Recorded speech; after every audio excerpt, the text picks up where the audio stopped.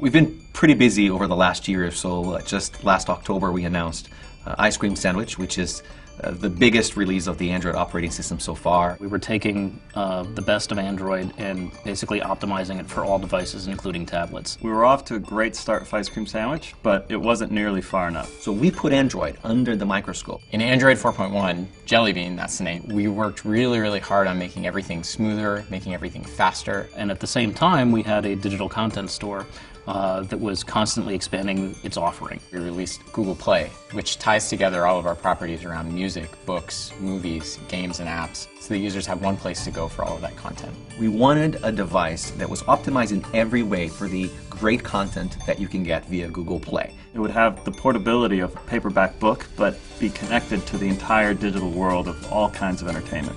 It had to have a really crisp, high-resolution screen. We had to put a front-facing camera on it, and it had to be really fast. Well, it needs to be really light, really comfortable to hold. Nexus 7 is the world's first 7-inch tablet with a quad-core processor. It's really nice for watching movies edge to edge on a 720p screen, with all the sensors you'd expect for interactive motion-controlled games. We thought about every detail about how the hardware was shaped to make it really comfortable. The curve of the backside, texturing of the grip. This size is kind of perfect. It fits in your hand. It doesn't tire your arm out. It's perfect for reading on planes, in bed, in a chair, at the beach, at the pool. You're walking around with all your stuff pretty much in your pocket.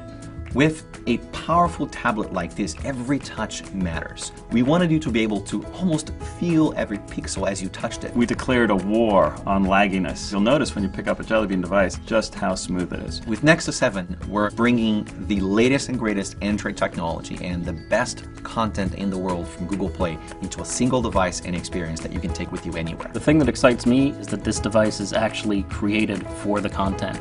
It's already a constant companion for me. I've taken it on a camping trip to read books. I want to be showing it off to my mom or my dad or my daughter. Personally, I'm looking forward to seeing my friends tell me about their Nexus 7 tablets. This will be the first tablet I bought for my parents, so I'm pretty excited.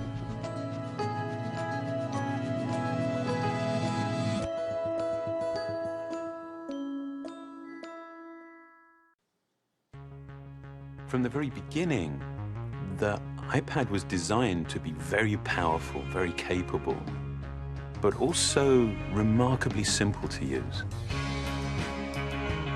So our goal was to take all the amazing things that you can do with a full-size iPad, but pack them into a product that is so much smaller. And that's what we did with the new iPad mini. One of the things that makes iPads so incredible is that there's almost no end to what you can do with it.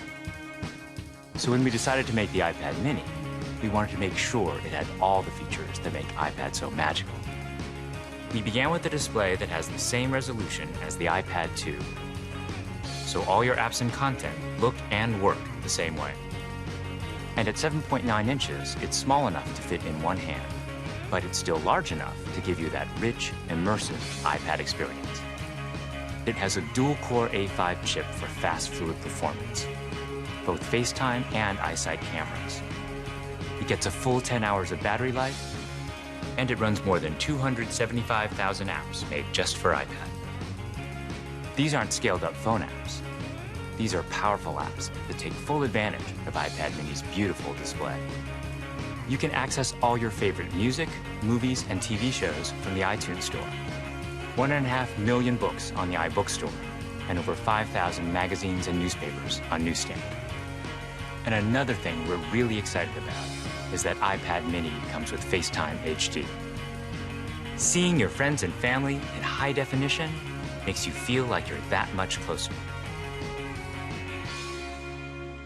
If all that we had done was take the original iPad and just reduce it, all that you would be aware of was everything that was just missing. That there is inherent loss in just reducing a product in size. And what we did was we went back to the very beginning and we took the time to design a product that was a concentration of, not a reduction of the original. We felt strongly that 7.9 inches was exactly the right display size, but it became clear that we had to reduce the width of the borders so you can still pick it up and easily use it with one hand. We have continued to develop our unibody process There are essentially two parts to the enclosure, the glass and the aluminium. And that junction, where the two parts actually come together, is incredibly important. The diamond-cut chamfer meets seamlessly with the glass, and I think it's a beautiful detail that further reduces parts and actually makes it more durable. We also designed an entirely new smart cover for the iPad mini. By eliminating the separate aluminium hinge, we now essentially wrap the iPad mini in a single, simple colored material. The biggest challenge that we faced was incorporating all of these great features in a much smaller and lighter device. In order to do this, every part had to be custom designed, starting with the display. The glass on the front and back are only 0.2 millimeters thin.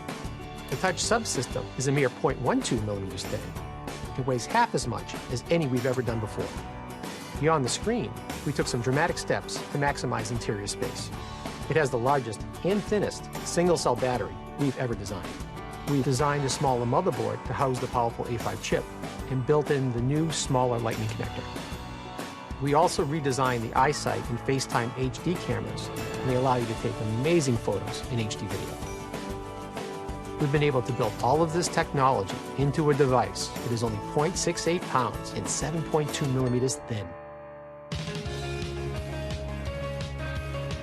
All of these efforts combine to make a product that is incredibly thin and light and has absolutely remarkable levels of fit and finish. And I think the result is an extraordinary iPad, one that will be used in so many different places, in so many different ways.